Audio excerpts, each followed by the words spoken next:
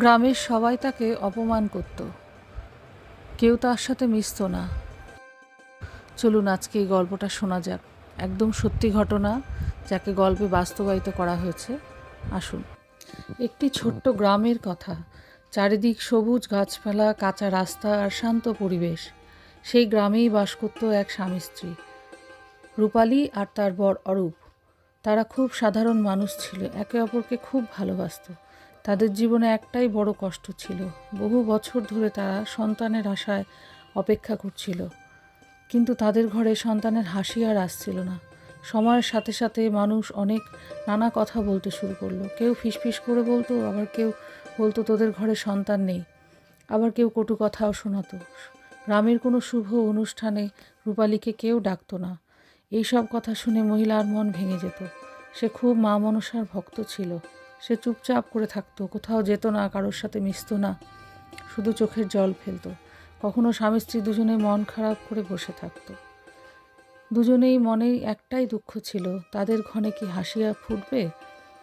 একদিন সন্ধ্যার সময় মহিলা একা গ্রামের এক রাস্তার ধারে পুকুর পাড়ে বসেছিল। চারিদিক তখন আকাশে লাল আভায় ভরা। সে চুপচাপ বসে চোখের জল মুছতে লাগলো। মনে মনে ভাবছিল আর মাকে বলছিল যে, হে মা, আমার জীবনে কি কোনোদিন সুখ আসবে না? আমি কি কোনোদিন সন্তানের মুখ দেখতে পাবো না? তারা চিকিৎসাও করছিল অনেক, কিন্তু কোনো ফল হচ্ছিল না। সেদিনকে সে ভক্তি আর বিশ্বাস নিয়ে মনে মনে স্থির করলো, দেখি তো মার কাছে চেয়ে এমন করে ডাকবো যে মা হয়তো আমাকে মুখ ফিরাতে পারবেন না। সে প্রতিদিন সকাল সন্ধ্যায় মায়ের কাছে প্রার্থনা করতো, প্রদীপ জ্বালিয়ে পুজো করতো মায়ের। হঠাৎ কিছুদিন পর থেকে তার বাড়িতে আশেপাশে মা মনসা লতারূপে দেখা দিতে লাগলো। রূপালী ভক্তি ভরে মা যখনই দেখতে পেত লতাটিকে, অমনি মা মনসার নাম করত এবং বলতো, মা আমায় কোলে সন্তান দাও। এইভাবে বেশ কয়েকদিন সে দেখা পেল। তারপরে সে পূজা আরও ভক্তি ভরে সে করতে লাগলো মাকে।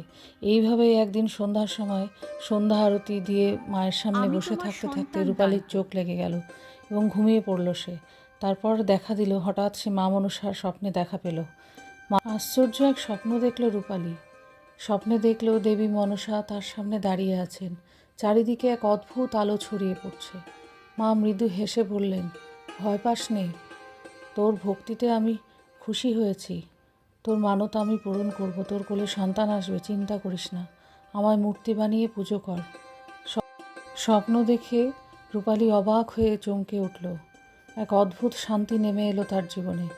পরের দিন সকালবেলা ঘুম থেকে উঠে সে পরিষ্কার স্নান করে মাটি দিয়ে মায়ের মূর্তি গড়তে লাগলো।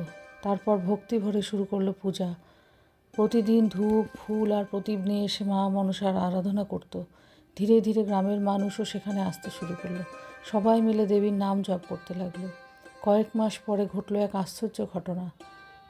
কয়েক মাস পরে রূপালী গর্ভবতী হলো। জীবনে সুখ নেমে এলো।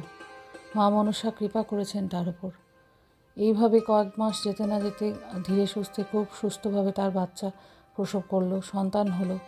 রূপালী এবং তার স্বামী ভীষণ খুশি, এবং গ্রামে যারা তাকে কটূক্তি করতো, বাজে কথা বলতো, তারাও এসে মার কাছে প্রণাম জানিয়ে পুজো দিতে লাগলো। এইভাবেই মানুষের বিশ্বাসকে আস্তে আস্তে মা বাস্তবে রূপান্তরিত করতে লাগলো। সাথে সাথে গ্রামের অগণিত ভক্তবৃন্দ এবং যারা রূপালীকে কটূক্তি করতো, তারাও এসে প্রতি বছর মায়ের কাছে পুজো দিতে লাগলো। আস্তে আস্তে রূপালীর বাড়িতে মা মনসার পূজা ধুম করে হতে লাগলো। আসলে কি জানেন তো, যদি ভক্তি আর বিশ্বাস দুটো এক হয়ে থাকে না, তাহলে বাস্তব হতে সেটা দেরি হয় না। বিশ্বাস থাকা চাই, বিশ্বাসে মিলায় বস্তু, তর্কে বহুদূর, কথায় বলে না। দেবী কৃপা করলে সব সম্ভব। মাকে ডাকুন প্রাণ ভরে। আর এটি একটি সত্য ঘটনা, যেটাকে গল্পে রূপায়িত করা হয়েছে। যদি আপনাদের ভালো লাগে কথাটা, গল্পটা আমার, তাহলে কমেন্টে লিখুন জয় মা মনসা। মা সবার মঙ্গল করুন। জয় মা মনসা।